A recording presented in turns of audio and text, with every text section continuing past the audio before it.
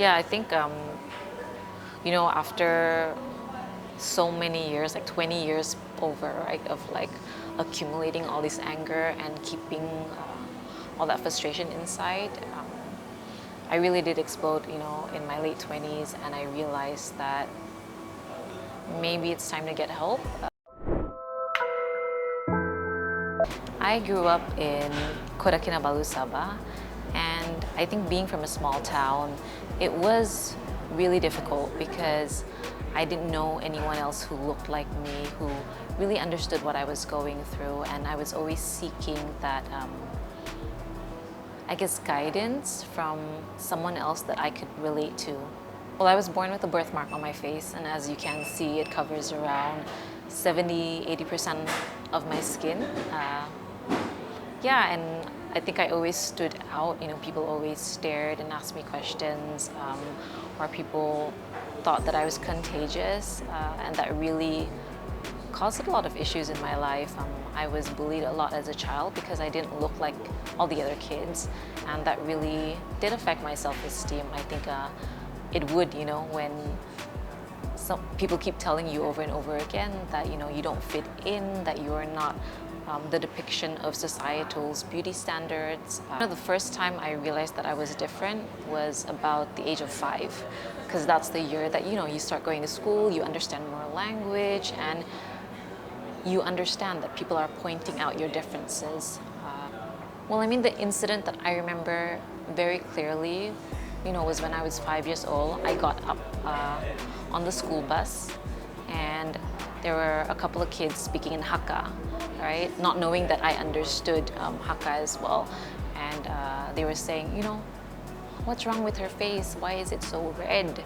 And I think it was really at that point that I realized I was different because, when I was younger, nobody really treated me different at home, right? I was just Rozella. I was just, in the family, right? But I think once you start going outside, if people are not familiar with people who don't look like them, they tend to judge, or they tend to be scared, fearful, or they imagine things, yeah. And when you're reminded constantly, almost every single day, that you don't belong, you don't fit in, that you shouldn't be here, sometimes people would say that to me, right? It really affects you a lot. It takes a toll on you. For me, I'm naturally an introvert, so I don't say a lot of the way that I feel. I bottle a lot of things up, and I think, for that time, for every other single time that people have said something really rude or mean to me, a lot of times I'll just put my head down, keep quiet, keep it inside, and then it just festers, yeah, until it's about to explode. And I struggled from depression ever since I was about 11, at a very young age, and it really escalated as I grew older into my teenage years. That was my rebellious, angry years. Ever since I was young, like even in high school and all, I just removed myself from the world. I stayed alone most of the time. I didn't have many friends. Because it was just safer, right? To be at home in your room with your music on, reading books. No one judged you for that, right?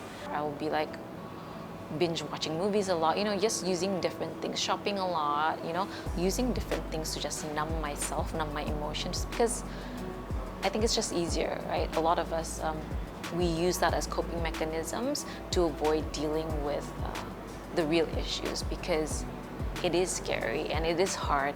Once you deal with it, once you look at it, you can't go back. And it's you have to really make a choice. Am I going to do something about it to change, which is a lot of hard work, or am I just going to allow myself to live this way? One person's journey is very different from another, but for me, what really helped was A, going to therapy, B, getting my physical health better. So that means meditating, exercising, eating healthier, which doesn't always happen, right? Because there are days you just want junk food or you skip the gym, and that's completely fine. And I think it's really getting a support system. And even till today, right? I still have some lows. You know, I think you can't avoid that as human beings. We experience highs and lows in our lives, and our emotions are affected by it. So I had to do a lot of self-exploration, you know, really trying to understand who I am, why am I like this, and why am I letting and allowing other people to define my worth.